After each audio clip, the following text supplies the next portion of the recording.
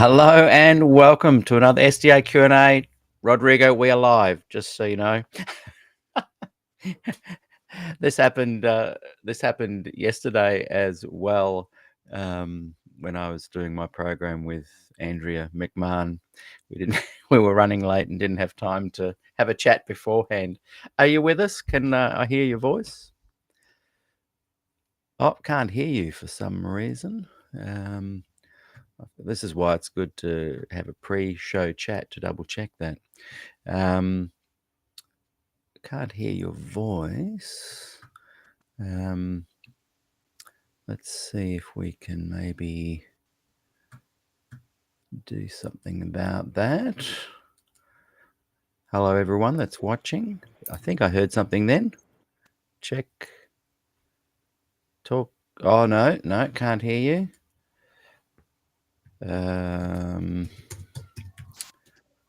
can hear it. Can you hear me? Put your hand up if you can hear me, all right. Oh, yeah, you can hear me. Every now and again, I'm hearing a little Can you hear me? Oh, there we go. I can hear you now. Okay. Oh, that's I'm good. using my phone, kind of mirroring Oh, the okay. connection. I need to see if I can switch to a different one. Just 1 second. Well, welcome everybody.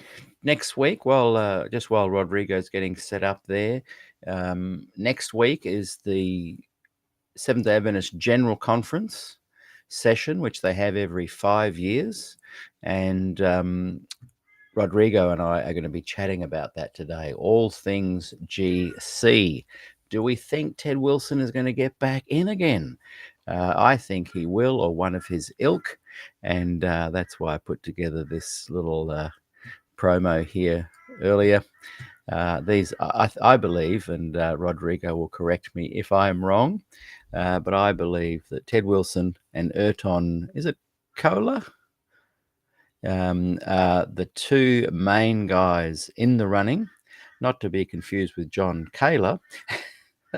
A very similar spelling there, John. Good to have you watching today. But Ayrton Kohler and Ted Wilson, I believe, are in the running, the two top guys. And I've been a little bit tongue-in-cheek there. I've put Ted Wilson, the real SDA party, and Ayrton Kohler, the real SDA party. So whoever wins, the same party is getting back in. Well, let's check your mic again, Rodrigo. Any luck there? Good to see. Yes, okay. Rodrigo's going to have a go at rebooting his computer there. And sometimes if I email you the link, it works better too. So if that doesn't work, I'll just keep chatting while you kick yourself off and try and come back in. Good to see Fred watching, Andy Mack. That was a great show yesterday, Andy. I really enjoyed that. Some people wrote to me last night and said they hadn't seen me so fired up. So, yeah, thank you for chatting with me about that very important topic. We were covering yesterday this book here, Reclaiming the Prophet, and how our good friends, the Gospel Adventists, the Progressive Liberal Adventists, whenever they hear me criticizing them and saying that Ted Wilson's the real Adventist, they say, hey, come on, that's not our Adventism. And I always say, well, if that's not your Adventism, just try saying what your Adventism is and speak it publicly and see what happens. And usually, invariably, they say, no, we can speak freely. And of course, Reclaiming the Prophet, after about 6 days, released by Pacific Press, the Seventh-day Adventist publisher, it was withdrawn, taken off. And the White Estate wrote how pleased they were that it was taken off, because essentially it's a book questioning the authority of Ellen White, placing her more into a inspiring person, less of a prophet. But look at the names on there. We've got Jonathan Butler, Denny 14, Larry Geraghty, Ronald Graybill, George Knight, Don McAdams, Gilbert Ballantyne. Incredible list of scholars and academics who have inspired me and really given a lot of information over the years. Yesterday, while we're waiting for Rodrigo to come back on, yesterday we also discussed my thoughts that there are two main kind of groups within the Adventist Church, four altogether, in my humble opinion. But we've got the SDA leadership overseeing these two main groups, which are the traditional original Adventists and the progressive liberal revisionist big tent. That's not my Adventists. And of course, in the middle there, we've got cultural Adventists. So today is an important discussion because Rodrigo and I are going to be looking at what's happening at the GC coming up.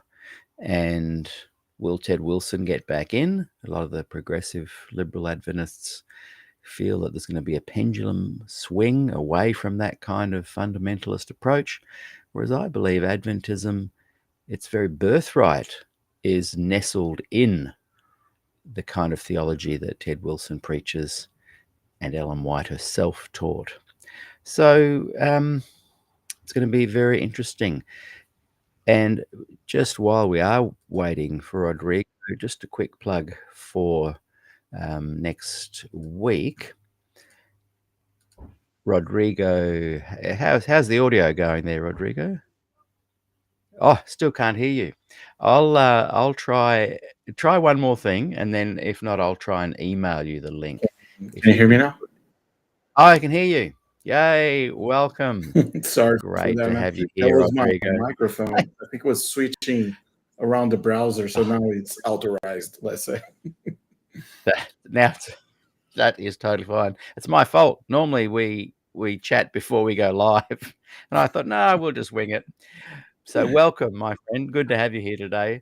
I Thank you. was just about to say that next week at this exact time, you and I and Alexander Carpenter are going to be chatting about this, and you and he will actually be on the ground there, which is very exciting. In fact, he wrote to me this morning and said, I will be there for almost 2 weeks with 15 staff. Now, Alexander Carpenter, of course, is the director of Spectrum, and he's going to be there with 15 staff. They're launching 3 books with special events with the authors, including Mary Kay De Silva, who wrote that incredible book Now, and was also settled out of court in the mid to late 70s for unequal pay, and she did an incredible amount. She was going to sue the denomination and pretty much changed how religious organizations pay women more equally. So I can't wait to chat again with you and Alexander next week. That's at this exact time, everybody. So join us next week for that. And on Tuesday, 6 p.m. California time, 11 a.m. Wednesday, New South Wales, Australia time, Ron Kelly is on the show. So that is going to be a very interesting conversation. It's all happening here at SDAQ&A. And I was going to say I'm a pig in mud, but what's a better analogy? I don't know. So, Rodrigo, tell us a little bit about your thoughts. First up on my promo pick here, Ted Wilson, real SDA party, Erton Kohler, real SDA party. Are they interchangeable leaders? And the second question I want you to kick off with today is, are there any liberal, progressive, revisionist, reclaiming the prophet, that's not my Adventists in the running at all? Peter, thank you again for calling me for your show and to talk about this topic, because I truly believe that this topic is important for both sides of the aisle, former and active Adventists. And I would start saying something that maybe people don't talk too much about it, which is the importance of the election of the president of the SDA Church at this time right now, can make the difference between a total division across the spectrum, across the board in the SDA church in the world, or can be the difference actually of fixing a lot of stuff and also preventing or bringing more people, including former Adventists, back to the church. And Wow. this is a very important angle that a lot of people don't talk too much because they are usually saying if people just leave the church, just let it go. Let's keep fishing. Let's keep going and bringing people in. And I don't believe the church, from the management, administrative point, they think this way because, as Michael Campbell said, 42% of the members, as the members, they leave the church around 3 to 4 years after the baptism. Wow. So if you say 42%, it is a big number, is a huge number. So you cannot have an organization that keeps fishing, fishing, fishing, fishing, and losing almost half of the fish Yes. all the time. This is not sustainable.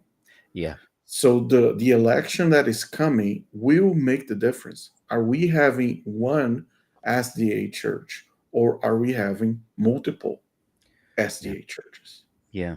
So this election now is very important. Is there any chance of there being a Jan Paulson type person? Is there anyone even in the running? I don't see that. I checked the latest Spectrum coverage of the candidates, and I couldn't see any candidate with the same profile, with the same vision or approach that Paul had. And the main reason I believe is pretty much because the church is in a very divisive moment, a moment that people want, let's say, half of the church wants to stay and stick with Ellen White, with the three angels message, with the prophecies, etc. And there's another half of the church who wants to wash out and do not prioritize these topics, this approach, and turn the church into a more evangelical Adventist church, more biblical, focus on the scripture. This division, unfortunately, do not produce better candidates because you have to look where the money is. And by 2025, still today, the money is on the side of the fundamentalists and the conservatives. The money is not on the liberal side, unfortunately. Yeah. I was chatting to a pastor the other day, young guy. By young, I mean, probably 42, 43. Um, and he was saying that, and I mentioned this yesterday, that it's kind of a pendulum swing that we go from the Jan Paulsons to the Ted Wilsons and back and forth. I don't really think that's true. Like if we go back to my little flow chart here, Mm-hmm. where I've got here the four main groups within the Seventh-day Adventist Church. I've always said there's only two, but you have to. I'm just generalizing when I say that. But to me, if you're in that traditional, original um, Adventist camp, the unique message that they teach is so specific to a time loop of an imminent return that it doesn't allow for this kind of progression that we speak of. Now, within that group, they have a pendulum swing, I'm sure, of different Mm-hmm. kind of liberal, like left and right kind of swing, but but I don't believe it's a, a swing incorporating traditional and progressive at the same time. I think they're two groups that have their own pendulum swings going on. Mm-hmm. And then, of course, we've got our cultural Adventists in the middle. Another uh, a guy wrote this morning about how he is keen to, I might even try and bring it up because it was a really good comment. And he's a great guy. And a lot of people were agreeing with him. Let's just see if I can quickly find it. Um,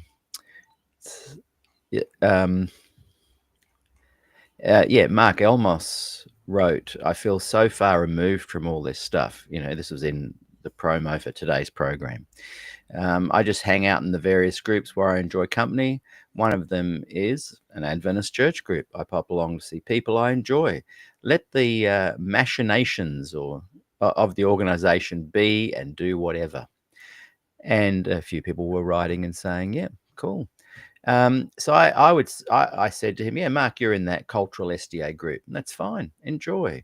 I'm more concerned about the progressive, liberal, revisionist, Big Tent Adventists that want to be inclusive, that are a little bit, in my opinion, tell me what you think, deluded in thinking that Adventism at its core is a progressive kind of movement. You look at all the other denominations, they have progressed. They have a progressive kind of stance, even from the early days of when you look at from Methodism to Calvinism to all of these guys, there's a progress that goes along. And sure, they have pendulum swings and they have political maneuverings and they have often two groups. We have Anglicans over here, which are your Episcopalians, I think, and there's a high Anglican church and a low Anglican church. Most of them have a hip youth program in the evenings and a more conservative one in the mornings. But generally speaking, they do progress. My theory is that Adventism can never have a pendulum swing to a successful Jan Paulson leadership, never has, never will, because its core beliefs are so important for maintaining this special message they have for these last days. What are your thoughts on that, and in relation to this upcoming election? I agree with you that I would say we, as a church, when we were Seventh-day Adventists, we lost the opportunity to build a better church. And I'm not talking Yes. about theological points now. I'm not talking No. about if Ellen White, whatever. I'm talking about building a better church for Yes. the people. That Yes. that that we what we lost. If you can you bring back your graphic a little bit? Yeah. So that graphic is it's amazing because let's imagine like we are birds and we are looking to this graphic from the top as a bird view vision, and these three two circles in the connection, the green area, look as the roof of a 7-day Adventist. Yes. That is a blueprint of a building of Yeah. the church, Yeah. right? So let's look from the top. Yeah. What Ted Wilson don't want it is to have the yellow side. Yeah. This is important for people to understand. He don't want the yellow side. He No. wants to transform the yellow side into the blue side Yes. and remove the green and the yellow. Yeah. That is tough. That is hard to do because this is a generational change that no other presidents cannot touch. This is a demographical generational change. It's going to happen. Yeah. The next president has to understand that people inside this building and the yellow circle and green circle will grow and will take place slowly of the blue area. Yeah. But the point is, I don't think they accept that. They are actually accepting the fact that the green and the yellow will take over the blue in a matter of, I don't know, 10 years, 15 years, maybe 20 years. That is the fact. So would the president, the new president, be ready for this moment? When you do a new graphic, make a new graphic that is 100% green and 100% yellow. Will the president, the next person, ready for this? Because I don't know they're ready for this. Yeah, I agree. I don't think they are. Um, Gervais Kanji writes, liberals is probably not the best word to use to describe those who want a more biblical and Christ-centered approach to the traditionalists. And he may not have seen my um, slight tongue-in-cheek. better, because people say, oh, the progressives don't like being categorized. So I've had to kind of broaden my generalization. So Gervais, Kanji, when I used to say just liberals, I've now had to extend it to liberal, progressive, revisionist, big tent, cultural, tricky dicky, gospel based, Sabbatarian, evangelical. That's not my Adventism, Adventist. So let me know, Gervais, if that better covers the more biblical and Christ centered. Maybe I can add biblical, Christ centered approach in there somewhere as well. Yeah, yeah, So, I mean, when I asked if you thought there were any Jan Paulsons in the running and you said no, that clearly defines the notion that, the blue circle is potentially going to get bigger. yeah, yeah. And I heard from many delegates, and including three delegates there going from Brazil to the GC, and they said this: they are afraid that if they open the door a little bit for, let's say, the progressive liberal, and I'm not talking about the membership, I'm talking about the leaders, Mm, like presidents of conferences, controllers, treasurers, people who really make the decision, the boards. If they open the door a little bit, that a fragmentation of the church will happen. And I can tell you, for example, let's one example. Oregon SDA Church, there was a last year or 2 years ago, they had a problem in the Oregon conference with a church that they decided to have services on Sunday in Sunday mornings during the Sunday mornings. So they had services during the Saturday as normal SDA church, and they had services in the Sunday morning as a evangelical church, as any other church during the Sunday. So they start having problem with that because mm, they said, no, no, no, no, you guys are following the other churches, and you guys are doing the same exercise of Sunday keeping as 7 Day Adventists. So our brand, our mark, our logo says seventh day, not first day and seventh day. They had a problem with that, and there was a young church, a young pastor, very energetic church with band, with worship teams, etc. And they worked hard to change that until the time that the churches left the conference. mm, They part away. So this is one example that no, you guys are not going to open the church during the Sunday morning. mm. And the funny thing is that they were offering coffee Yeah, for, for the people. So see, so small things today in 2025 still, these the GC is still struggling. The conferences still right. struggling with basic things Yeah. like how can you expect that the candidates will ever say and have a phone call with the conference from Oregon, the Mm. president say, "Hey, come on, guy, let the kids have their services during this Sunday morning. What is the deal? What is the Yeah. problem? What does it matter? Yeah. What is the man? Do you Yeah. really think there's any candidate will make this call?" Yeah. Debbie Hooper writes that she thinks, sadly, I don't think there will be a generational change and that the liberal progressives will take over. She doesn't think that'll happen. Mhm. When I look at the past and how and in our Adventist schools, um, and I lean to agreeing with her, because if you look at Adventist history, at every point when there has been an opportunity to be inclusive, look at 1919 conference, Yeah, very split down the middle. Both sides didn't want the minutes of that meeting to see the light of day. And Adventist history just demonstrates again and again that whenever there is an opportunity to expand, be more inclusive, be more relaxed about certain things, like you just mentioned with that conference, they don't do it. Whereas every other denomination I can think of, or every other movement outside of Jehovah's Witnesses, Seventh day Adventists, and Mormons, and ones, I'm not talking about small cult like ones, but just your general mainstream Protestant movements, all of them over the last 150 years have demonstrated change, progress. Yeah. And there's definitely problems with that. I'm not saying that progress is good. And essentially, you've got to be careful as you go, tread lightly. But Adventism doesn't seem to have demonstrated that at all. And James, um, Jane Krause has just written a really good thing when we were talking about Jan Paulsen. She goes, yeah, I think a lot of people look back to him with nostalgia and rose-tinted glasses. And Mm-hmm. I think she is correct with that because, and this is not a criticism of him.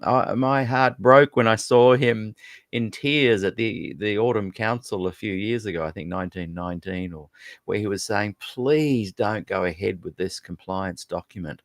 And Ted Wilson just said, well, you guys voted it in last year, and over to Mike too. And I thought, I don't like when people who I believe do have good intentions are shut down like that. But I have heard that there were things that he perhaps could have moved forward on, but perhaps didn't. But again, because this someone mentioned that they're kind of a far right group, are very powerful, and they can end jobs. And maybe they ended Jan Paulsen's job. So that is not a criticism of him. I have huge respect for him. But David R. Larson, who is watching, good to have you on the program, David. David's been on the show before. He says the far right gives the GC more stress than the far left. And I want to come to that in just a moment. I'm just going to go through a couple of comments here.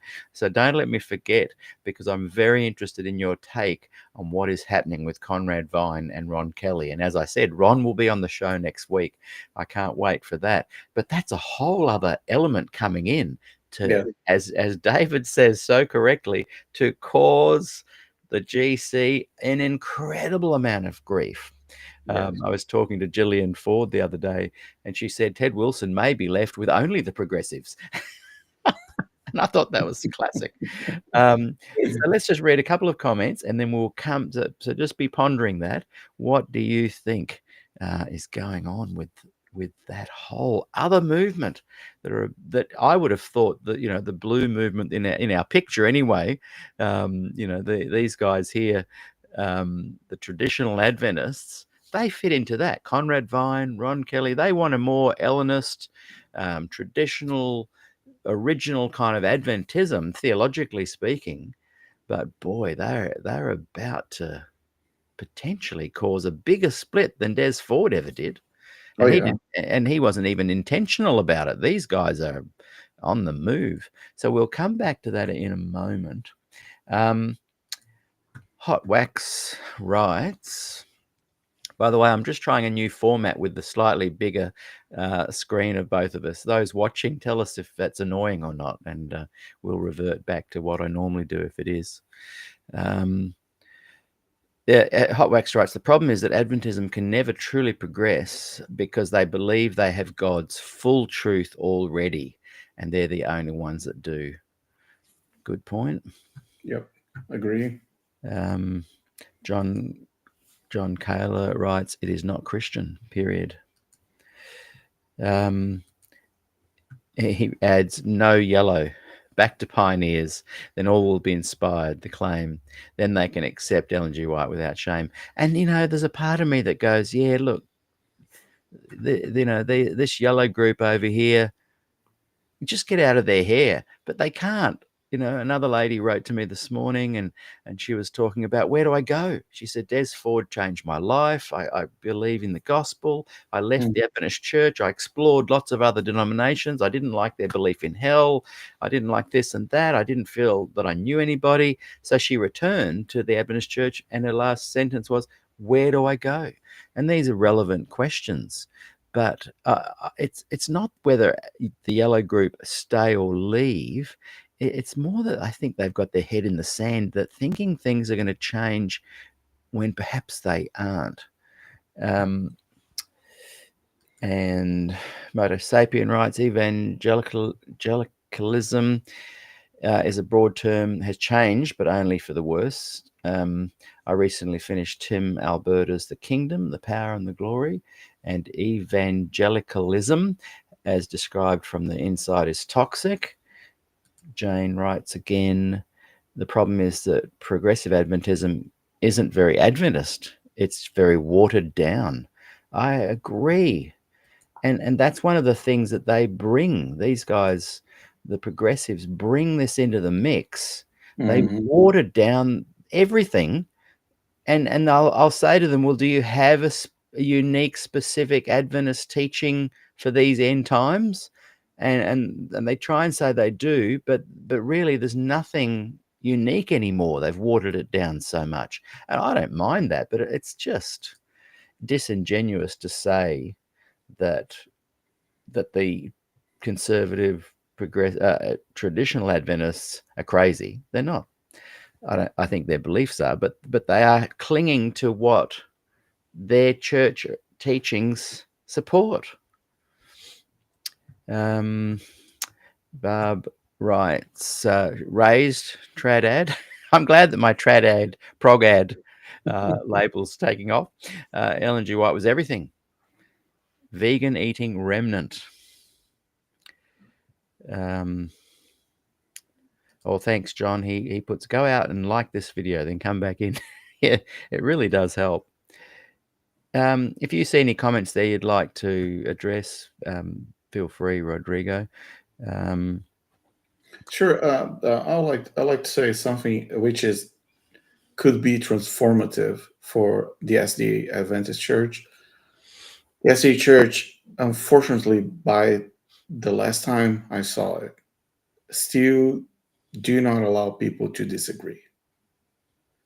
And if you do not allow people to disagree Yes. or do not believe in something, but it still be part of the congregation, still be part of the community, you have a big problem. Mm, So it is a problem. Let me give you a very simple example. Let's say you are in the Sabbath school in the morning, the Sabbath morning, just enjoying the Sabbath school lesson. And your teacher said something like, man, this is crazy. This is not biblical. This is 100% Ellen White. And you know it is not biblical. He is in a position of a professor, a teacher, teaching that to a class of, I don't know, 15, 20 people. And you are there and you know 100% that is not biblical. So what is your decision? What is your call? You silence yourself. You say to yourself, I'm not going to open my mouth. I'm going to keep my mouth shut. I'm not going to bring any discussion to this class. I want to have a good Sabbath today. I don't want to fight with anyone. This is not biblical, but I don't care. And you still be there, part of that community yes. with these thoughts. You're just holding to yourself, right? Yes. If that was Well, possible, would be so good. yeah. Well, let's say you were a different person. You can hold yourself. You saw something that is not biblical, and you raise your hand in the middle of the Sabbath school, and you said, "Hey, teacher, I'm sorry, but this is not biblical. Can you follow me here in this Bible verse XYZ? Can you check with me?" And you make your argument in the middle of the class, which is pretty fair. The class exists exactly for this. Mm, With respecting the position of the teacher, of course, but you're disagreeing. What are the consequences of that in the Seventh Day Adventist Church, in a local church? yeah. The consequences are you're not going to be called for a potluck in that teacher's house Yeah. anymore. You're not going to be looked as a friendly person who believes in the 28 beliefs. That's You're right. not going to be called for whatever event Yeah. in Saturday night for a pizza potluck. Yeah. You know what I'm saying? Yeah. So this is a very simple example of, can I open my mouth? Can I say that I Yeah. don't Yeah. agree? Can I show in the Bible? Yeah. No, I can't. So that creates a layer of authoritarianism over you from a teacher that maybe knows the Bible less than you. Yes, that's right. You have to submit. You become submissive, Yeah. suppressed, marginalized.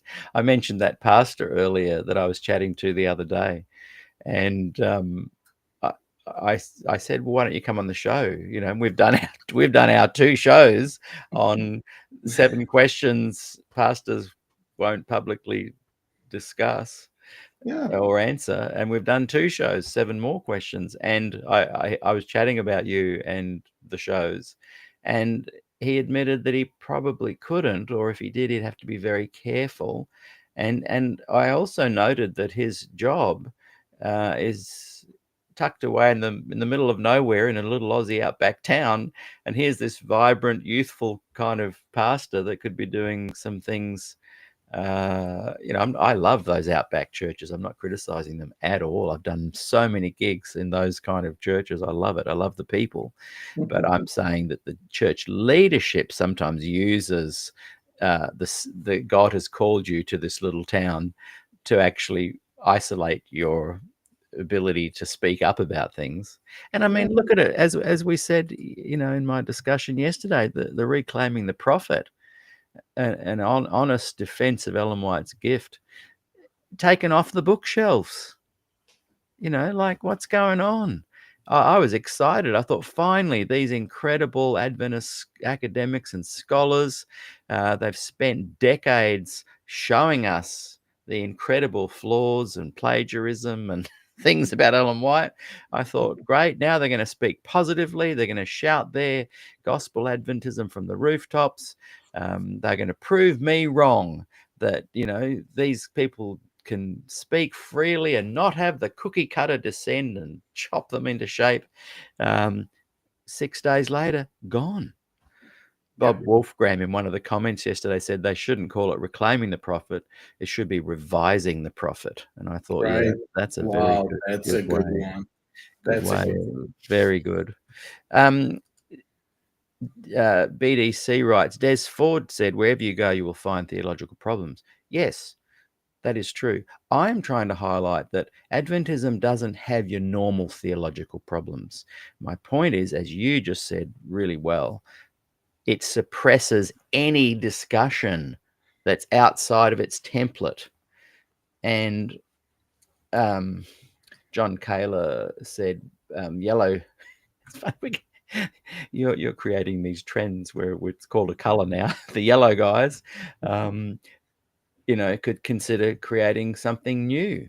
Um, yeah, and one thing I really like about the Ron Kellys of the world and the Ted Wilsons of the world is that Ron Kelly, they don't just sit back and go, "Hey, we're being steamrolled." They do something about it. They are pondering something new. Yes. Why do we have no one in the running at these elections that we've just been talking about? Why is there no progressive in the running at all, where there's hundreds of people that could potentially take Ted's place and be exactly like Ted? Why do you think Mhm. that is? Uh, Peter, I believe that it's because the system of the SDA Church is a system that reflects, that mirror the government of the country. So, for example, we all know you need a majority in the Senate and a majority in the House of Representatives or in the Congress to run and legislate. You need majority. Otherwise, you're gonna keep running ideas, ideas, ideas, and nothing's gonna happen. Yeah. And this is a good example. I can give you an example of today's administration, the Trump administration. Mm. Trump is the president. He has majority in the Congress, House of Representatives, not a big one, but he has. He has a majority in the Senate, which is a very important one.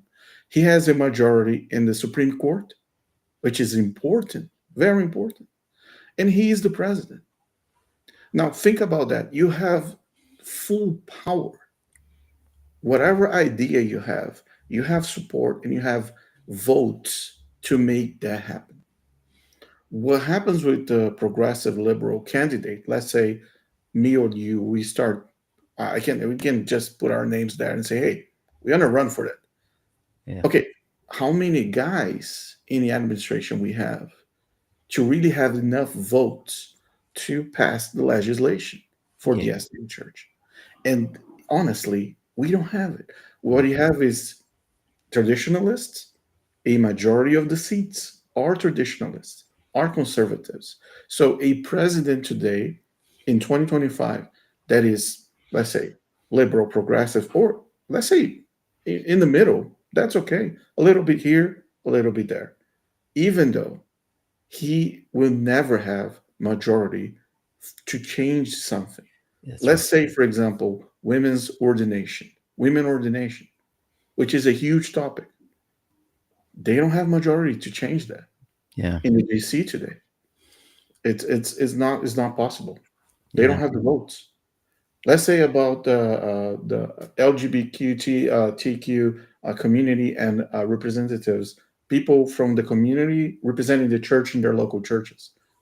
Let's talk about that. Do we have the votes for that? No, we don't.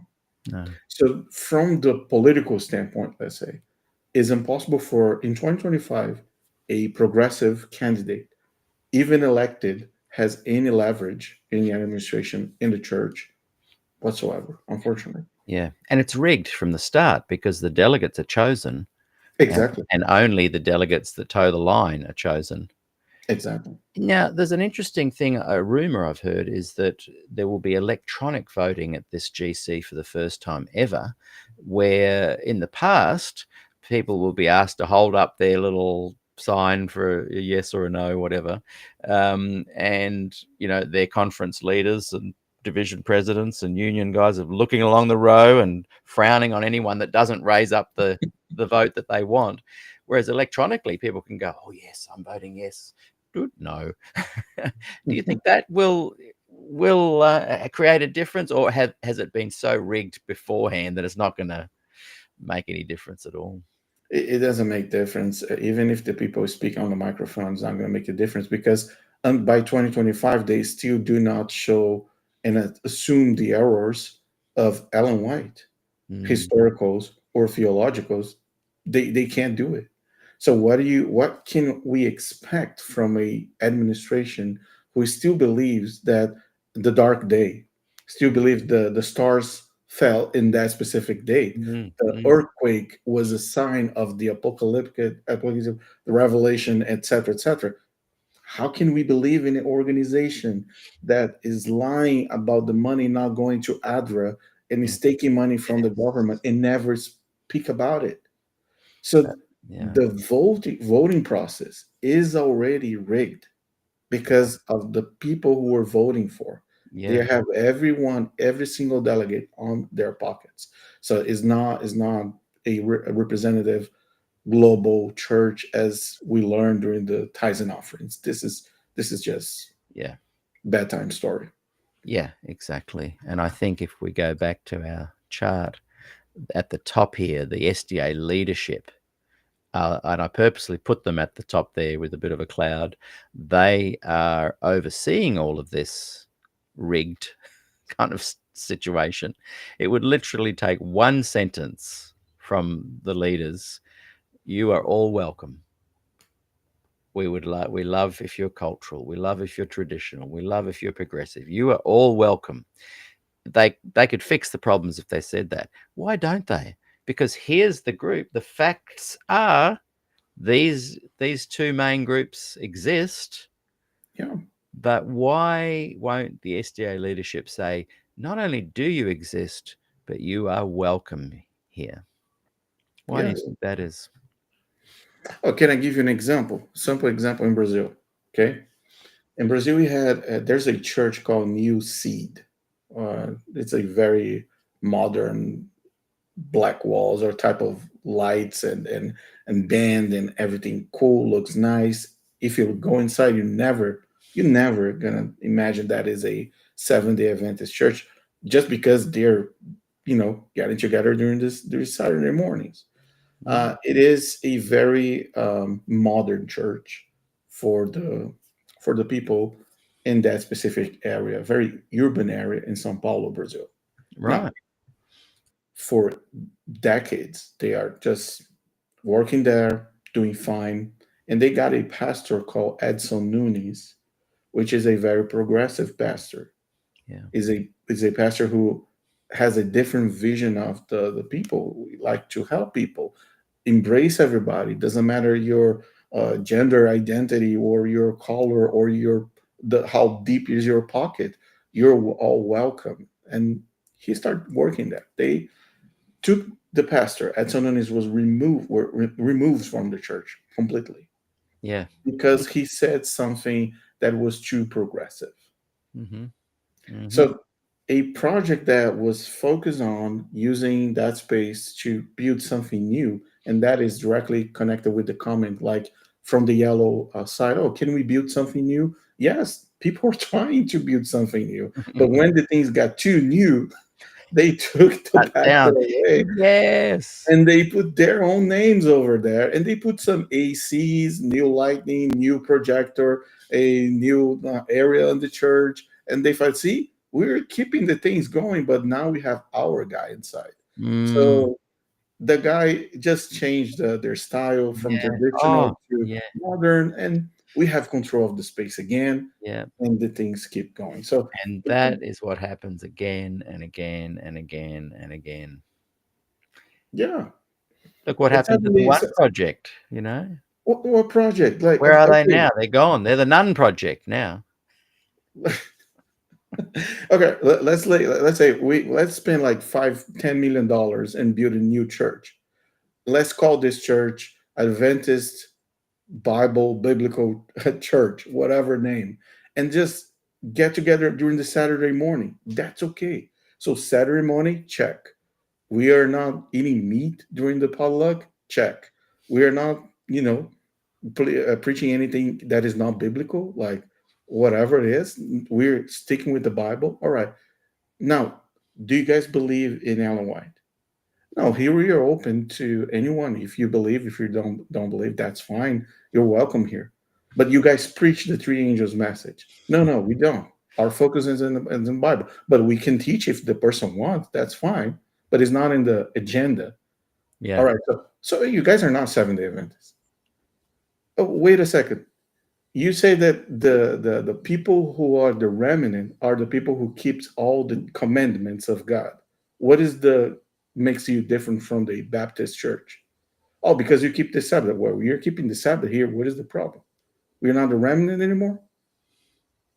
Oh no, but you don't believe in Ellen White and the three angels message, so you're not a remnant. Okay, so to be the remnant, I need to keep the Sabbath, believe in Ellen White, keep all the three angels message, be a vegetarian.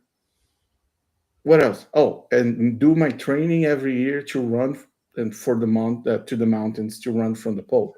So the Sunday law. What is the checklist of the remnant? Because we are confused. We're just here in the space preaching Jesus, preaching the Bible. We're not talking about prophecies and end times, bombs, whatever is happening in the planet. We're Mm. focused on the cross. Are we remnant or not? No, you guys are not remnant. Unfortunately, you guys cannot be part of the community. And by the way, our pastors, they are advised on the pulpit that people should not never enter your building. Yeah. Yeah.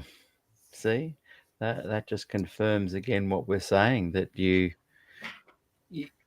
there is so much in play to resist any kind of change that like the empirical data is in.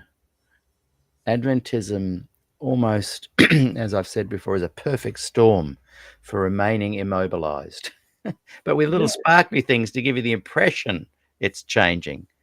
Yeah. David Larson writes, for theological, psychological, sociological, and financial reasons, Seventh day Adventism will never split.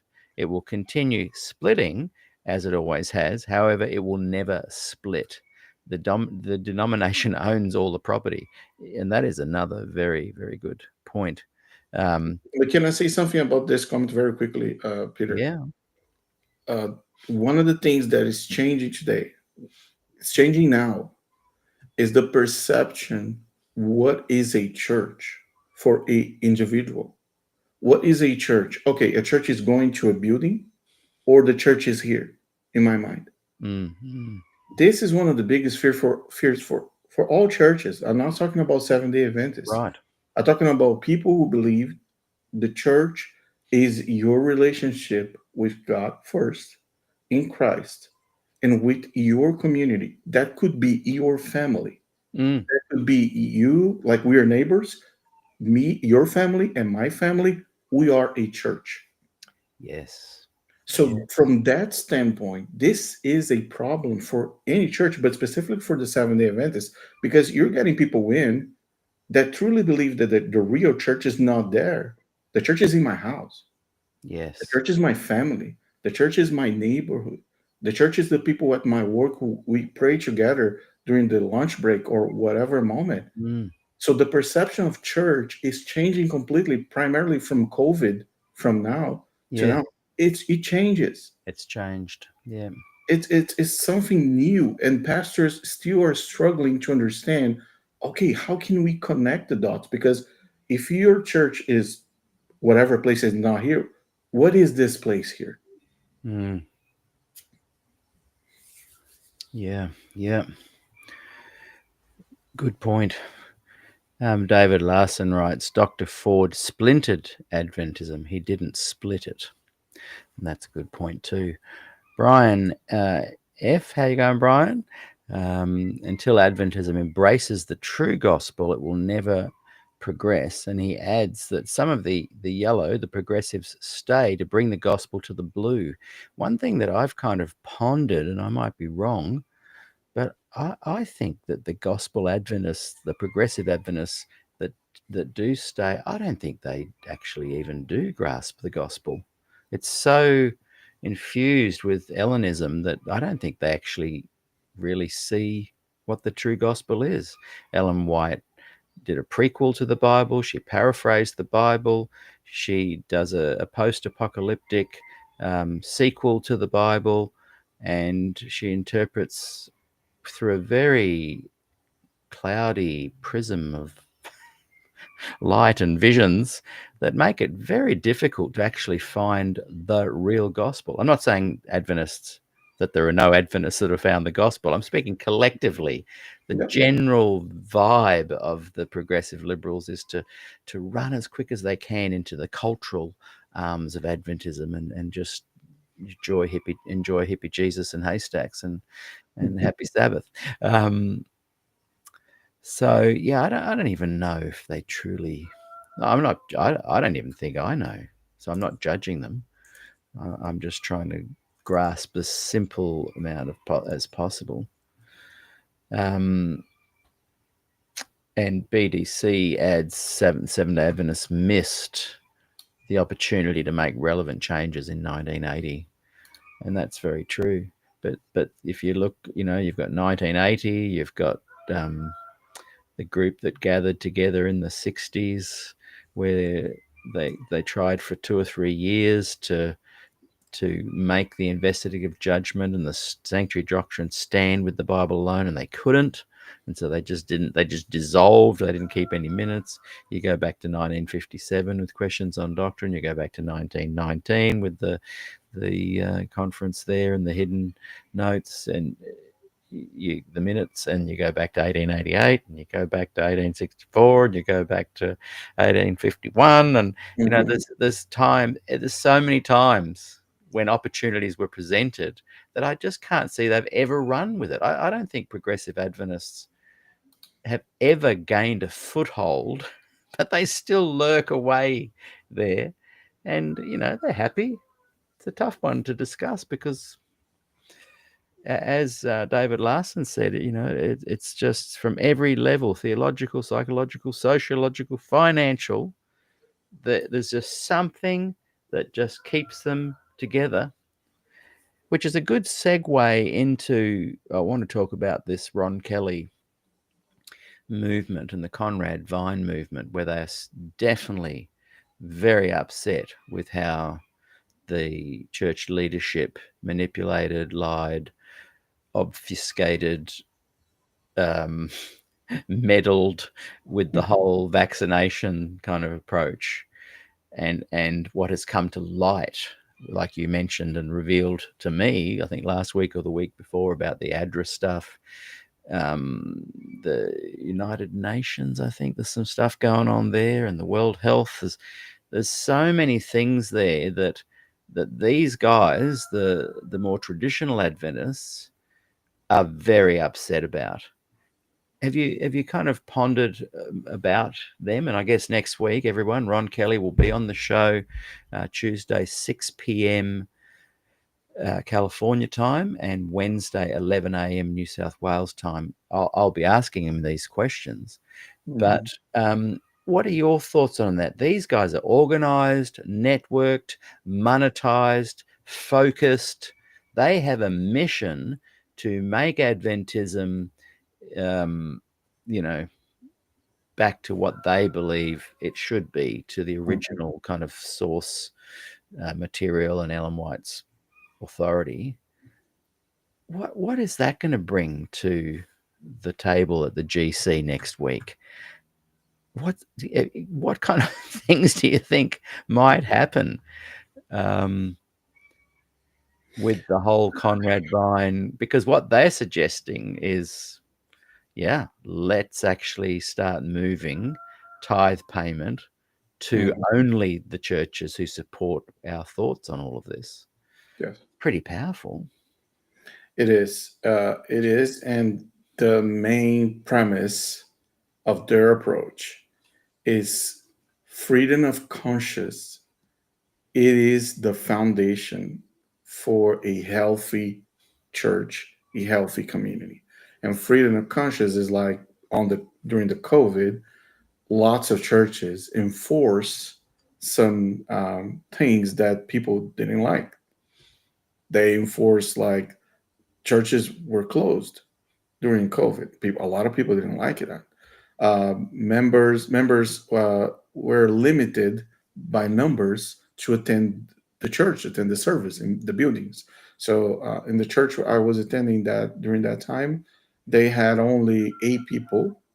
The media guy, the camera, the soundboard guy, the one deacon, I guess, and the pastor and the person who were playing the piano and doing the music.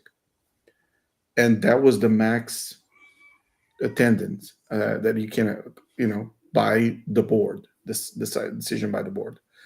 So that scary a little bit, a lot of people, because this is why when you have a false prophet that mess up with everything, a lot of churches close the doors. I can say Brazil. In Brazil, 98% of Seventh-day Adventist churches, they close their doors.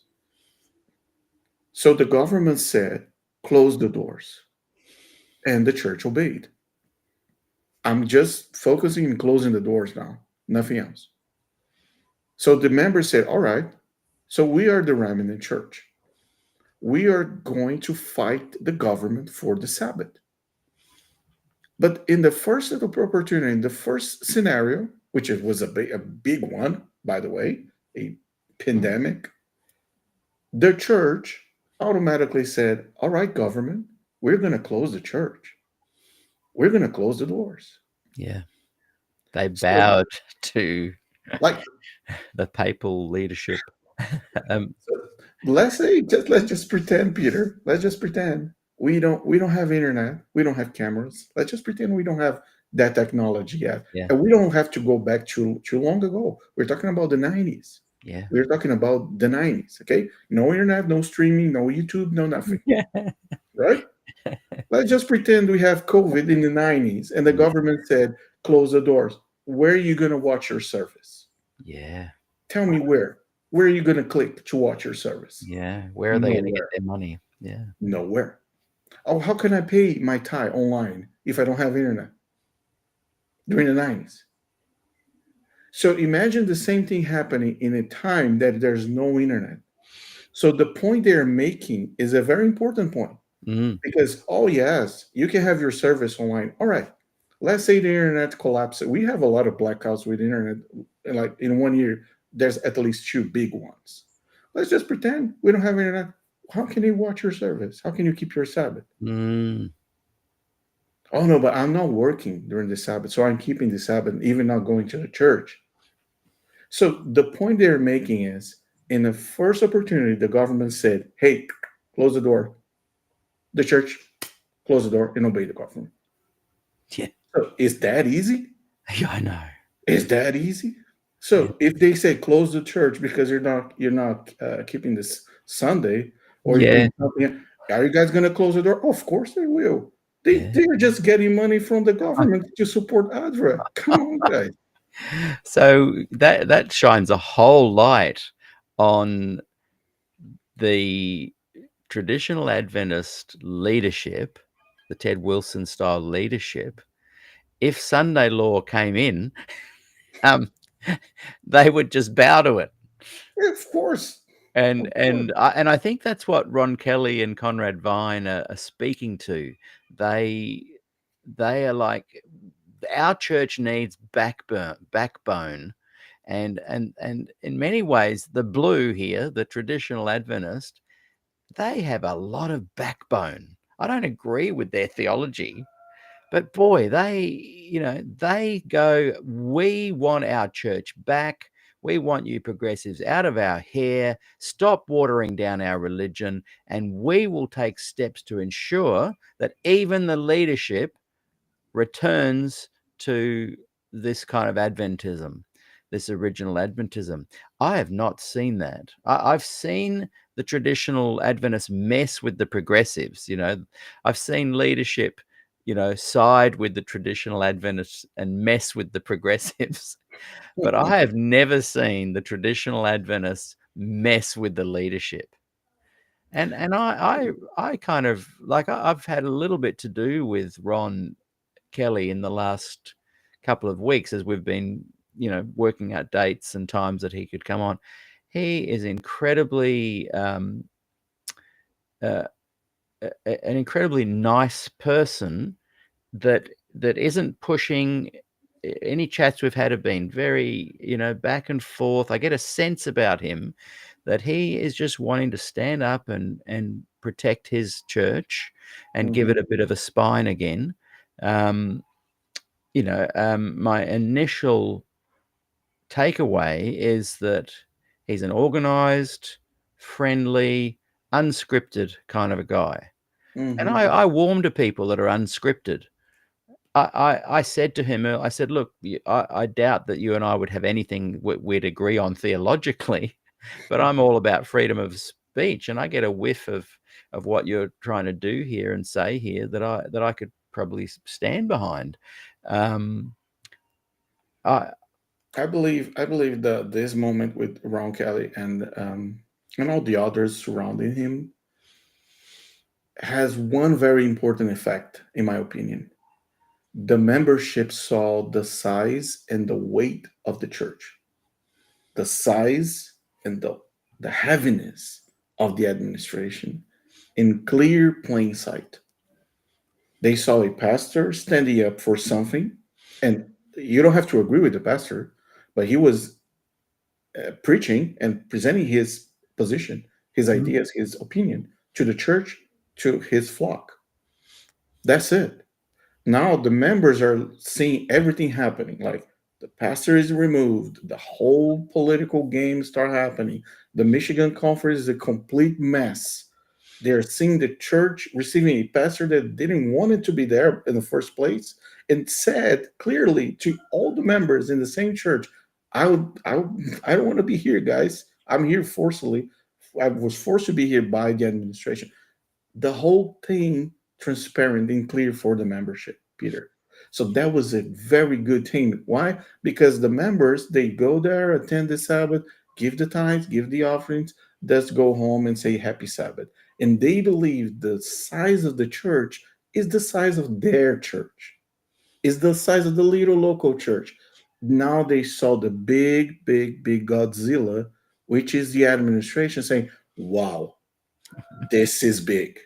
yeah. This is the church I'm financing. This is the church I'm supporting. This Yes. is the church that hitting my pastor this way. Okay, let me step back. So that was for me, in my opinion, that was the most important thing. Yeah. Yeah. Wow. Powerful stuff. Frank Merendino, who is taking our Good News Fellowship program tomorrow. Can't wait, Frank. Always love when Frank's on board. Got a great group of about 13 or 14 people that every week. There's a new person or someone doing a part two. Love you guys to join us. Rodrigo, I'd love you to do a gospel program for us one week as well. It's every Thursday night, 6 p.m. California time, or Friday, 11 a.m. And Frank Mirandino will be chatting. I think we're continuing on about Galatians tomorrow. But he writes, regarding COVID and the US government, a religion that is built on a conspiracy theory, eschatologically speaking, will swallow all kinds of other conspiracies. That's not only Adventism, but also American evangelicalism as well. Evangelicals. Yeah. Yeah, that's a good point. Now, I want to ask you a very important question. Before I do, I've noticed a couple of people have scanned the QR code there and made a donation. I really appreciate that. I do 3 shows a week, and if anyone would like to support what I'm doing, it really helps. A couple of dollars here and there. It just helps to really keep the show going. There's lots of expenses with hosting and whatnot. So, yeah, if you just go to paypal.me/Peter Dixon Music, even though I'm doing music less now, I'm doing this kind of thing more. I've kept the PayPal name the same, but if you can find a couple of dollars and shoot my way, that'd be fantastic. And look, while you're doing that, make sure you go over and check out Rodrigo's incredible YouTube channel, Paracuposamos /videos. Go to youtube.com/@Paracuposamos /videos, and you can learn a lot more about what Rodrigo does. And I don't think you mind me giving out your email, Right. rodrigo@rodrigoc.net. And I've put there, you sometimes do a slideshow, so I've just put there, if you want a copy of your slideshows, they can do that. But they can contact you as well and support your work and ministry as well. So another thing I'm going to do now that I've never done before, there's so many chats that I miss because we're chatting. I'm going to try something here, Rodrigo. I'm clicking the overlay button. I don't know what is going to happen. There we go. Let's see if we can change it to bring it down to the bottom. Oh, that's nice. That's nice. Let me see what happens. No, I don't want that. Sorry, everybody. I'm just experimenting. What can we do here? Let's see. No. We'll just try like that for a little bit. We'll just see. So we'll just see what happens. Can you see that? The chat on the side? I want it to come along the bottom, but I can't seem to do that. If I click this, tell me what happens now. Nothing happens. It's just the same. It's still the same. Okay, it's just a way for those that are writing. It just comes on the screen. I can't control it. So careful what you write, guys. It is live, and it might be something I don't continue, but we'll see how we go. It's just there's some great comments, and I sometimes miss them, and so you and I can keep a bit of an eye out there, and those that like to watch the show can read them as well if they like. Okay, my next big question to you is this, and we'll bring back just quickly onto the screen there. Oh, the overlay. Sorry, I'm just learning new stuff here. What happens? Anyway, there we go. Yeah, so Ted Wilson seems to have gotten the Conrad Vines, the traditional Adventists, the Ron Kellys offside. Here's the big question. And you know Ayrton Cola, he's from, is he from Brazil or Portugal? From Brazil. Brazil. So you know about him. Yes, Is I he know the the guy. kind of person that would have a little bit more backbone and spine and stand up to the government and offer Ron Kelly and Conrad Vine what they want? No, Ayrton Keller. It's impossible. It's Why? literally impossible. So he would still toe the government party line and put people like Conrad and Ron offside. Oh yeah, for sure, for sure. The Wow. main he did for much less than that with multiple pastors in Brazil, in South America. So let me give you an example. If you take Ayrton Keller from in one side and Ted Wilson the other side, you're seeing Ted Wilson as a conservative fundamentalist that truly believes, I guess, in all this craziness of the SDA theology, and he drinks from it, he eats from it, and that's fine. So this is his perspective. Jesus is coming, is coming, is coming. Prophecy, Sunday law, all that stuff. Ayrton Keller on the other side, he may believe that. I'm gonna add a big may believe in all this stuff, but he's a more pragmatic person in terms of managing the church, and his focus is growth and money, growth and money, and this is the main thing that keeps and actually keeps Brazil becoming the second superpower in Adventism in the entire planet. And the only thing that prevented the General Conference to move and relocate from Maryland to Brazil is just because of the currency. Wow. Because Brazilian reais or real is worth 5 times less than the dollar, than the US dollar. So we have a currency problem in Brazil. That is the only reason the GC is not in Brazil. Because if you compare Brazil with United States is dying rapidly. So having a Brazilian or a former Brazilian president from the South American division running for the seat tells a lot about how Brazil deal with this type of situations. Is a very heavy-handed guy. There's no discussion. Ron Kelly or any other person, Corn Vine, he's not gonna have space. This type of movement, they don't have space. They take the pastor, remove the pastor, put another one. Let's keep moving. Forget everything. Hmm. Straightforward, no discussion.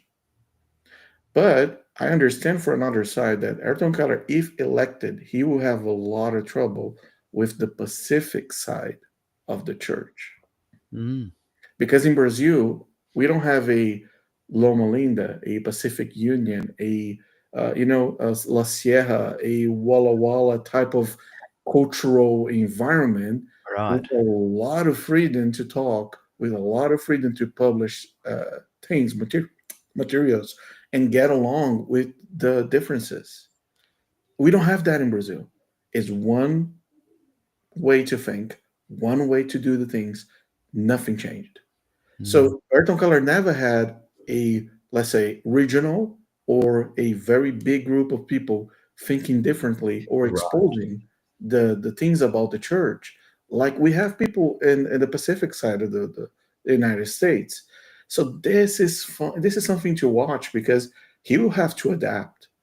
He will have to adapt very quickly to have the ability to bring both sides together, Right. whatever is in Tennessee or in California, he'll have a lot of trouble to bring these two groups together to talk and Right. share So in ideas. some ways, Ted Wilson would be better at doing that because he's experienced with the whole progressive Adventist kind of stance along the west coast there. Yes, I And agree with you. I agree with yeah. you. And I believe it also, like, for example, one day, one person was telling me something about scripts and how to build and write a script. And he said, if you have a good villain, stick with the villain as much as you can Yeah. because the villain gives the power to the hero. Yes. Yeah. It's the villain that gives the superpower to the hero. So the villain is so bad, is so horrible, doing so many bad things. Then the hero will say, "All right, I'll be the guy to beat this hero." But the villain has to be Has to be. really bad Yeah. because Has the to be victor will believable. exact because the victory will be with the hero's victory will be Yeah. big because the villain is big. So that is the perspective in the Adventism. Ted Wilson is a big, like between quotes, is a big villain Yeah. for a lot of people. Do you prefer another villain that you Yeah. have no idea who it is? Are you sure about that? Because, yeah, yeah, wow. Are there any others in sight? I know that Reinder Bruinsma has written an article about this, which I'm going to ask him on the show with us for next week. As I mentioned earlier, Rodrigo, myself, and Alexander Carpenter are going to be this time next week doing a show again about GC. And Rodrigo and Alexander, I think Reinder, are going to be actually on the ground there. So I might ask him to join us, but he's done some a video or an article on the list of people that he thinks are in the running. Yeah. In your opinion, is there anyone else close? Rick writes here. Kohler is connected at the hip with Ted. The money is in California, though. And Andy Mack writes. I've just missed that. You must be open to the possibility that Erton is just a decoy candidate. Just saying. Fred Simmons writes, the Catholic Church has been ordered to report confessed sexual abuse to civil authorities. It will be interesting to see how SDA respond. Kelly and Vine, a fundamentalist. Yeah. So is there anyone else in the running besides those two? I'm here pushing the article. I think I'm here on the part number 4 from Bruinsma. Oh Um, yeah. I'm checking here because I hate to say the names incorrectly. Uh, okay, I see this guy here as a potential, actually third option, third horse in this race, which is G. Alexander Bryant, Mm. um, and he, if I believe, he is now the financial, the guy take care about the finances. Let me just double check too. Never. Where are you looking? I'm going to go. I might try and bring it onto the screen. Let me send you the link on the chat Yeah. here. I'm on this page on Spectrum magazine. Mm-hmm.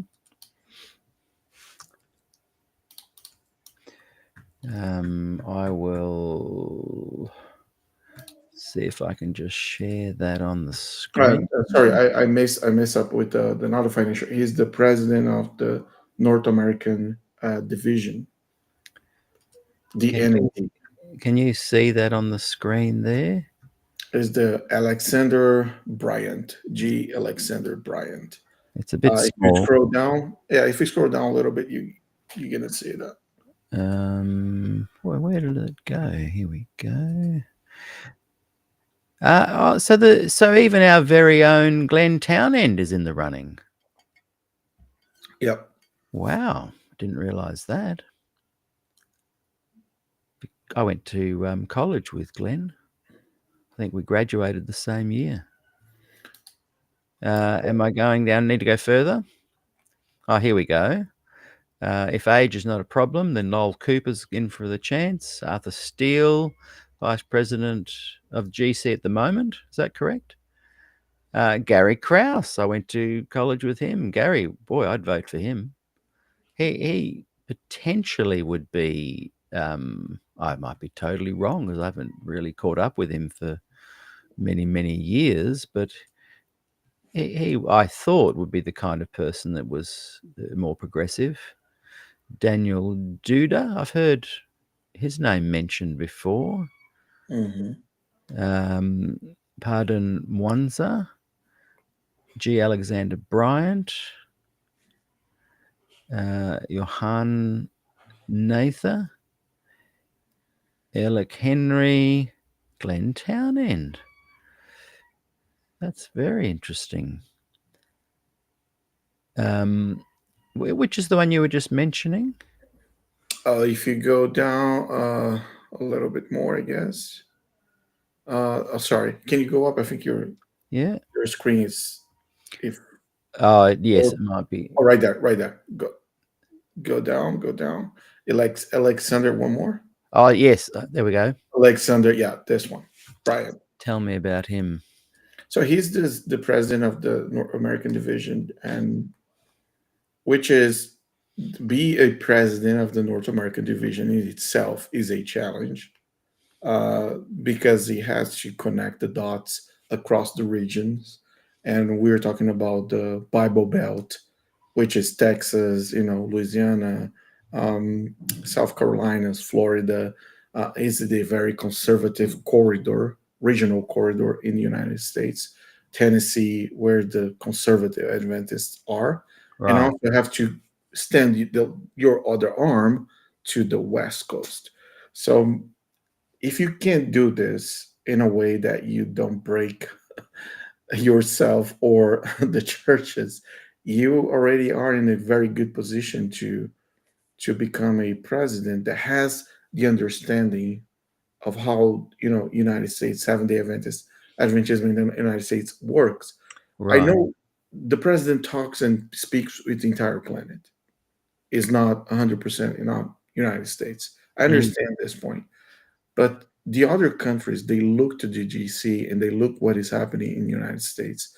They they create their own culture, but sometimes the president with the experience in a so complicated environment has the ability maybe to bring a fresh perspective to the Seventh Day Adventist Church, even is in a moment that yes is challenging. But if I if I will cast my vote, I will cast my vote for him.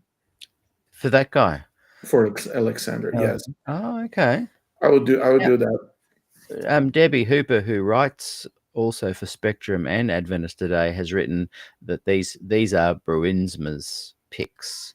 They're not necessarily actual candidates.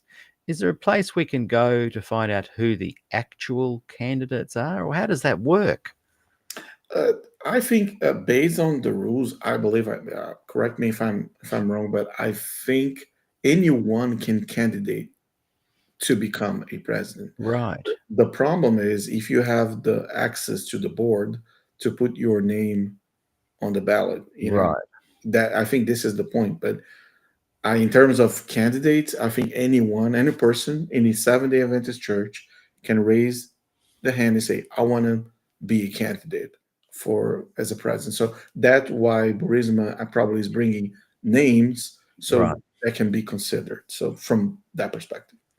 Now, Dexter Lab writes here, just on the top there.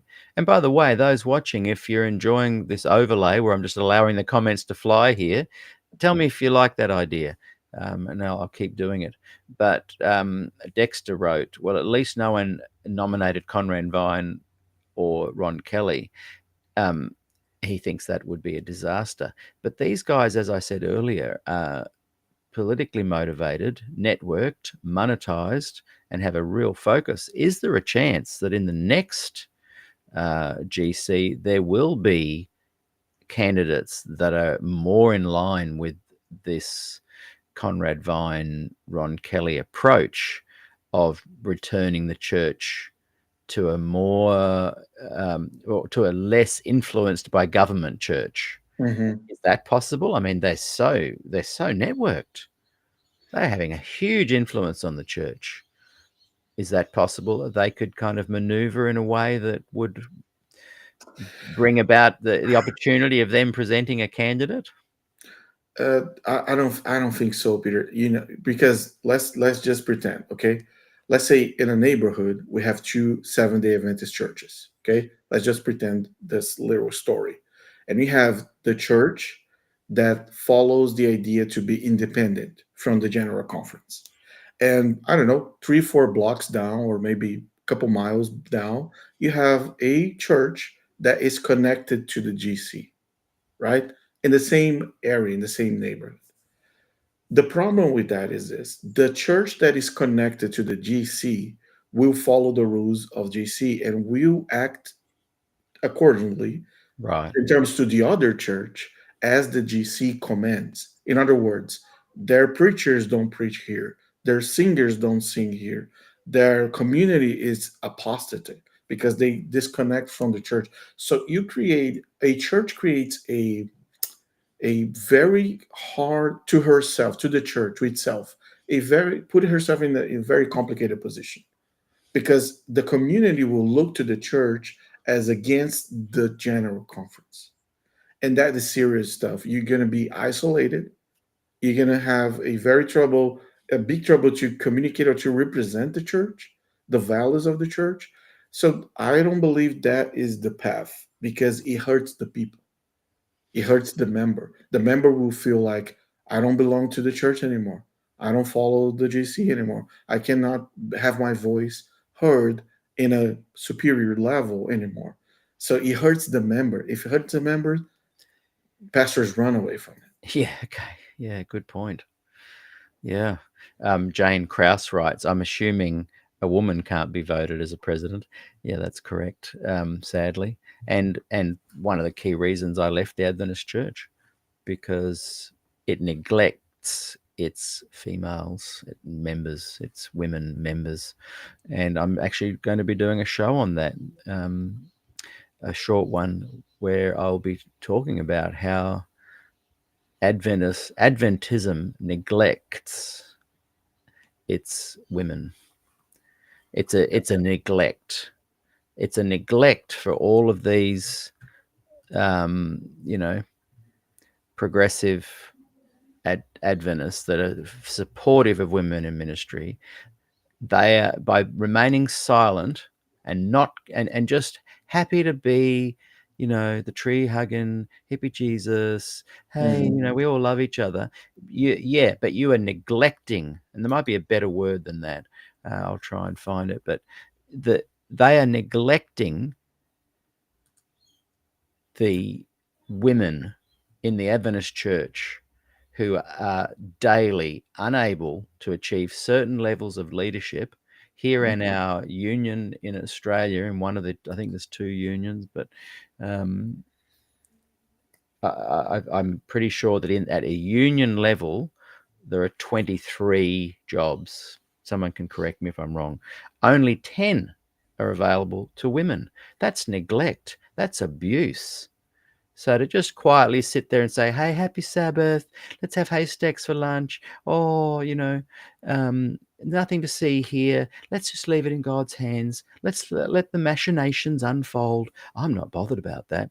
That is buying into the neglect Yeah. of of women and young girls. It's disgusting. That's a little side thing there. Yeah, and the funny thing, Peter, is like Ellen White, for example, she received a minister card, little card, or a official card as a minister. But my question is, how many pastors laid hands over her for her ordination? Yes, yeah. Isn't that How funny? many pastors had the courage, like the big tents, Yeah, yeah, yeah, big shoes to say, go to your knee, stay on your knees, Ellen White, and let me lay hands over you because I'm superior over you, so I'm ordaining you yeah, because I'm a pastor with more experience, more knowledge, more extensive years in ministry. So you go down and I lay my hands over you. Who yes. had the courage to do it? I would love to. I know there's 3 actual ordination certificates that at 3 different times in her life she was presented with. Mhm. Um, you're right.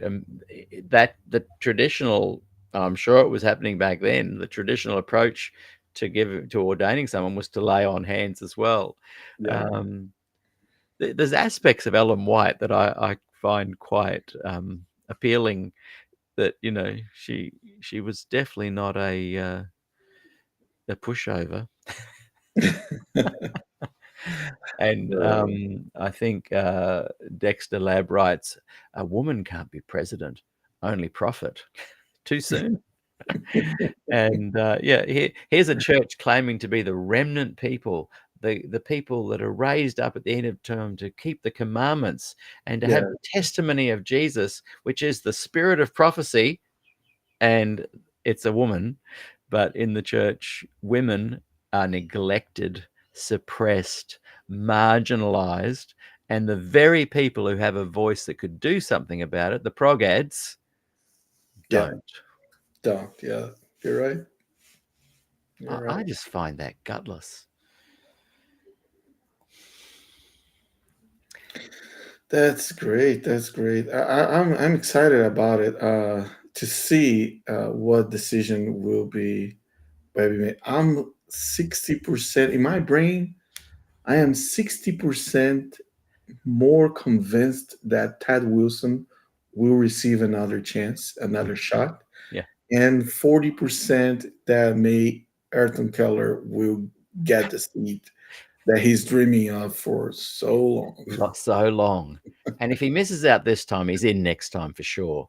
But look, that's a fun little exercise. Those of you that are watching, what percentage chance do you think Ted has?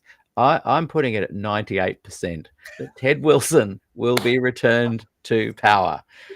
You're putting it at 60%. Come on, everybody. Uh, Give us what kind of percentage you think of Yeah. Ted getting it. One thing we know for sure, 100%, is that the politics will remain the same.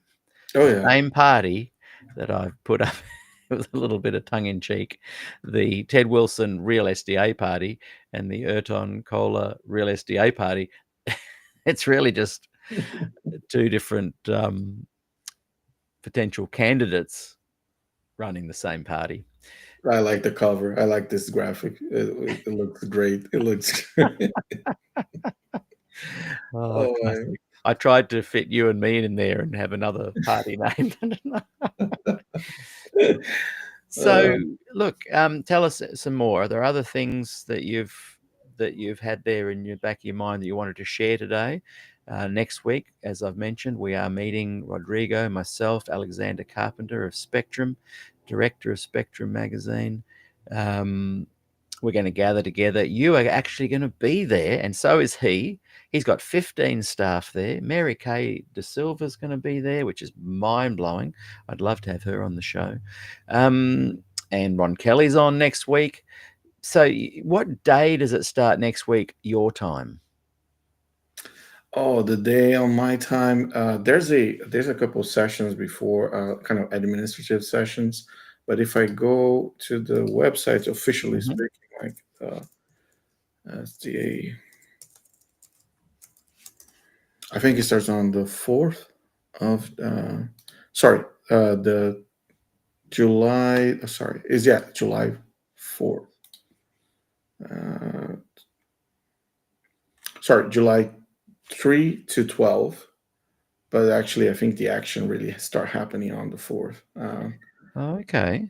Yep. But that is at 9. I have a schedule for 9:30 on the 4th. So I think the 4th will be the. So that I just don't have my calendar with me. So it's the first on Tuesday, your time, and so it's later next week. Yeah, yeah. It's Yeah. later. So when Sometimes. we chat again this time next week, it'll be your Wednesday evening. So Correct. you'll be on the eve, but you'll actually be there, Yeah, re- I'll do my best to. ready to kind of walk into the meetings the next morning. So Yeah. tell us what that looks like. What are you building up to? You're going to stay in a accommodation there. You're going to try and catch up with Alexander Carpenter. You're going to meet up with other people. Is Test the Prophet going? What's Wow, going that's a on? problem. Is there any coordination to this, or you're just going to turn up and see what happens? No, it's like big sunglasses, a hat, and try to mingle without being noticed because things in Brazil are very complicated now in terms of attention and the persecution as well. A lot of pastors on YouTube in Brazil trying to denounce. They already I put photos of me, myself, and my channel on during their sermons in Brazil, Mm, pointing to this is the devil, this is the dragon. Don't watch this channel. Don't follow. A lot of threats, violent threats as well. I've been wow. receiving over the last. On your channel. Yeah, directly Whoa. to my emails and phone, etc. Like Wow, violent threats. that's worse than me. I've only been called poison. I think Ryan Day was called a cockroach. Um, No, we're talking about really real violence, like that's people incredible. coming against you. Yeah. Well, I want to encourage people to go and check out your site there. I'm just going to bring it up again. Everybody go and check out Rodrigo Custodio's site there, Paracu Posamos Yep. /videos, and you might need to put the little at symbol in there. But if people just type in YouTube, search Rodrigo Custodio, it comes up too. Oh yeah, yeah. Yeah. And the So good part that's now, terrible, YouTube isn't it? is Wow. And uh, Mark Anthony writes, "Boy, I'm enjoying the overlay. As long as people don't abuse it, I think we'll keep it going because I just randomly see stuff that I miss." He's saying, "Is this Adventists that are doing this, oh threatening yeah, you?" yeah. The very there's a lot of, I'm trying to hold a little bit this part of the consequences of the project, because people really Mm, go against you in Brazil. And wow. a lot of people say, yeah, you're lucky that you're not in Brazil, because if you were, we're gonna go against you. You're gonna talk closely to you, and there's some, I'm gonna kill you, gonna destroy your family, something like that. Yeah. Well, Unfortunately, we that's reached that level. that's some serious ad hominem attack there. Oh yeah, yeah. Even Canwright didn't get that kind of talk. I separated. I have 27 pages, 27 pages of threats. Wow. And I have to make everything organized, Mm, because in Brazil the police needs to be notified, and I also have a lawyer in Brazil that mm. he receives and follows everything. So we have to track their social media accounts, their names, their photos, to make sure, if something happens. NutriCoach writes, so it's okay to threaten murder as long as you keep the Sabbath. Kay Meany just wrote in regards to my comment about women, no way are the women neglected in the churches I attend. They run most of the programs and are treated equally. I mean, that, Kay, no disrespect, but we're not talking about anecdotal, nice, happy, clappy feelings that women get at your church. I'm saying collectively they are neglected because, I mean, if the stats are right on my 23 and 10 of only 10 are available, that's 50% of church leadership positions are unavailable to women, and women make up more than 50% of the Seventh-day Adventist church. So I'm not talking about what happens at your local church. I know women are respected. I know they run programs. I know women are in ministry. I'm not saying that they're not. I'm saying that collectively the Adventist church neglects its women, and the progressive Adventists are culpable because behind the scenes they're, hey, we want to support women's ordination, and they do nothing about it publicly. They don't speak publicly, especially if they're employed. And I know nothing that they're doing behind the scenes. I hear rumors of it. Oh, our union's doing something. They're going to have some meetings. There's a weekend of meetings they're going to have, and they're going to really do something about it. Yeah, I heard that 12 months ago. What's happened? Action, guys. Need some action. God gave you mouth and arms and legs. You don't just sit there going, hey, in God's time, let the machinations of the realm unfold. Get off your butts and do something about it, because otherwise you're just as culpable by remaining silent. Yeah, yeah.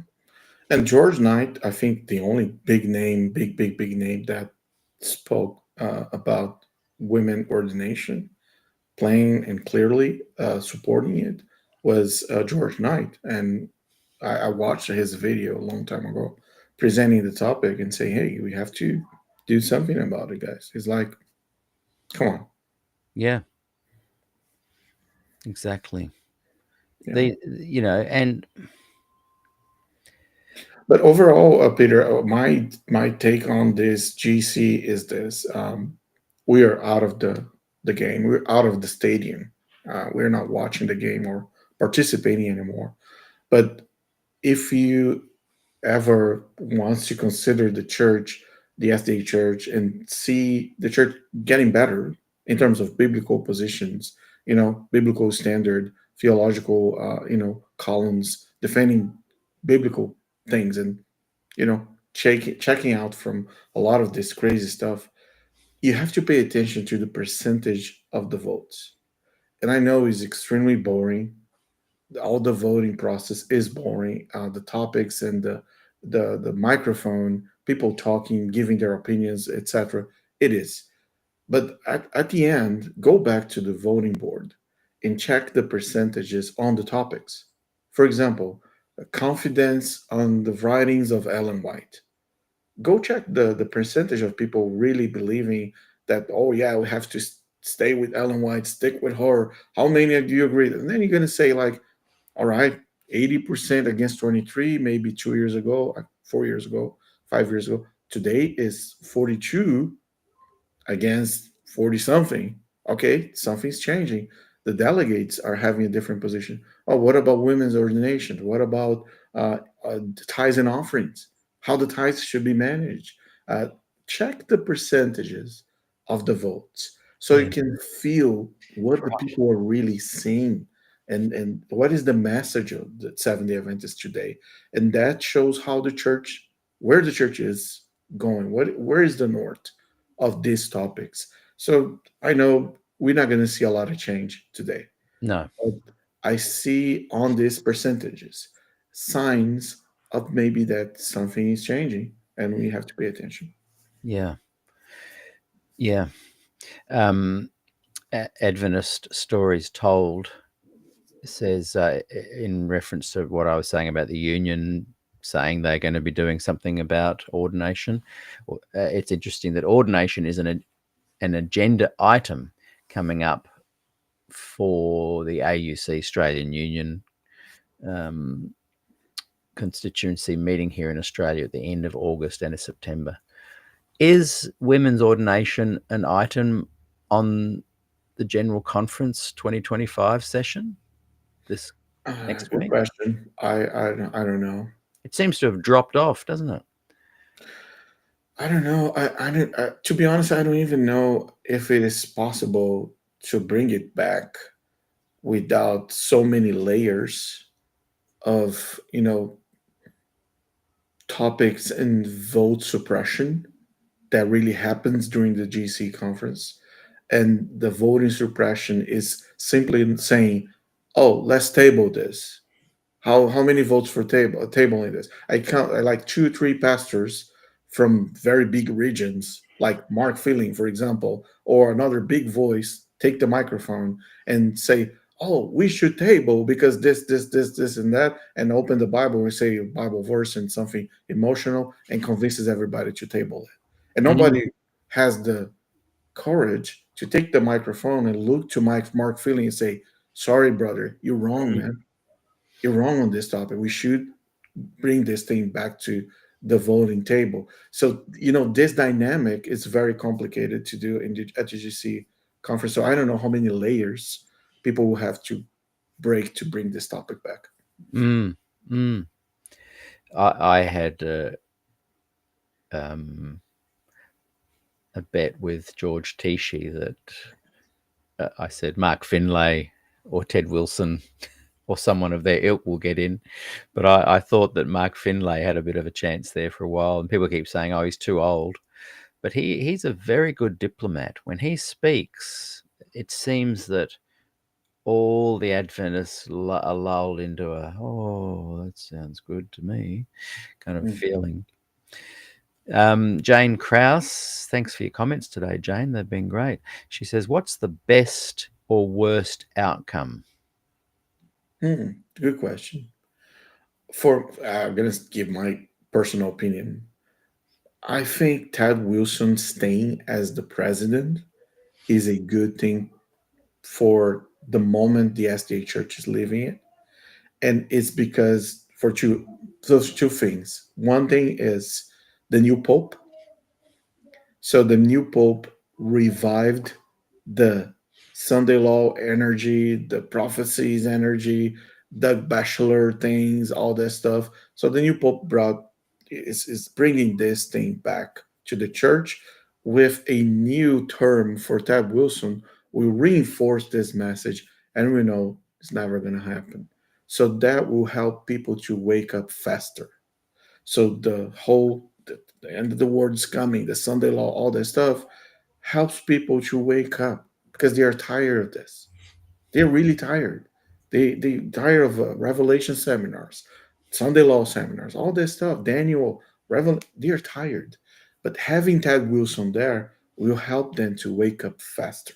Okay. A new president that is not Ted Wilson will delay the things a little bit because the new president will think twice to come up with the great controversy and shake in front of the camera and do all this stuff. Right. Probably he's not going to do this because they are losing a lot of people. So they Yeah. started to create a new fake Adventism to keep everybody in, which is not good. So in many ways, it means that a Ayrton Kohler, even within himself, would probably prefer Ted to get back in and bide his time for 5 more years and build his power base. Because the reality is that if Ted Wilson goes, there it could affect the stability of what they've spent a lot of time building up. Um, Yes, maybe, yeah, I agree. I agree. I prefer Ted Wilson to stay there for another 5 years and push, push, push, push for Ellen White, so that will facilitate the process too. People can yeah, wake and up. we'll all be able to say, "Told you so." Dexter Lab writes, maybe those gospel Adventists working behind the scenes are making progress. I mean it. Please don't hurt me, Peter. I love your music. Well, look, Dexter, if that's the case, let's say, and um, Brian F just mentioned earlier, he said, aren't all those going to the AUC meeting church employees anyway? Yes, that's true. Excuse me, they are. And if it doesn't appear that women's ordination is even on the agenda at the GC, so what they're doing behind the scenes is not very effective there, Dexter. Um, and Not even at if it all. was effective, and they said in Australia, well, they can't. The mandate of the global church has been voted on. The SPD, the unions over here, cannot ordain women. That it's part of the whole policy. It's nothing they can suddenly break away and do. They will get censured. They just can't do it, and they won't do it. And they'll talk about it. And after the meeting in August, they'll go, "We want to say publicly that we support women in ministry." Oh, wow. Groundbreaking work, Australian Union. Groundbreaking. My goodness, that is so good. Well done. It's, oh, anyway, so yeah, I chatted to a guy that was high up in the union maybe 2 years ago. This is for you, Dexter. And he said, "Oh, look, behind the scenes, there's things happening. There's things happening behind the scenes that I can't tell you about." And I said, no, tell me. I won't tell anybody. Tell me one thing that you guys are doing behind the scenes that is manifesting action towards, you know, bringing ordination to the table for women. Tell me one thing. And Yep. I bugged him and kept asking him daily for weeks, texting. Yeah, come on, tell me, tell me. And eventually we caught up for coffee at a cafe nearby. And he said, okay, okay, we're doing nothing about it, but we all have great intentions toward it, and we all want to see women's ordination happen. And because we're all talking about it and we all want to have it happen, it will happen. I said, Yeah. right, so there's no process. And progressive Adventists are great at dreams, but they're useless at telling us what the outcomes look like, and they're useless at working out a process. It's all dreams and talk and noddy land, utopia, and the fairies and the unicorns are prancing around happily. But there's Yeah. no process, and you can't even visualize and tell us what that outcome would look like, even if you did have a process. Mm-hmm. Get off your Agree. butts, Agree. progressives. You're really making no change. Yeah. Anyway. So, look, any closing thoughts? Uh, I would say, uh, who, if you have the stamina to follow up and watch, watch the GC session, that is a very is a Olympic, and you need Olympic energy and stamina to follow up. But it is something. It is something. I have my attention will be, of course, in the presidential election, but my attention will also be about everything about the spirit of prophecy and Ellen White, etc. Because, as I said many times here in your show, Peter, I believe the SDA organization, one day, if they removed Ellen White as a prophet or the spirit of prophet or something, and that would be transformative for the church. And I remember, I think it was McAdams in his last appearance on the Adventist Today forum online, and McAdams says something like very important. He said we should be able to deal with Ellen White. I believe I'm just paraphrasing, without having her so heavy in our uh, doctrines or beliefs or belief system. We should be able to deal with her normally as any other person, any other writer or author, without having to follow her, worship her, etc., like a normal human being.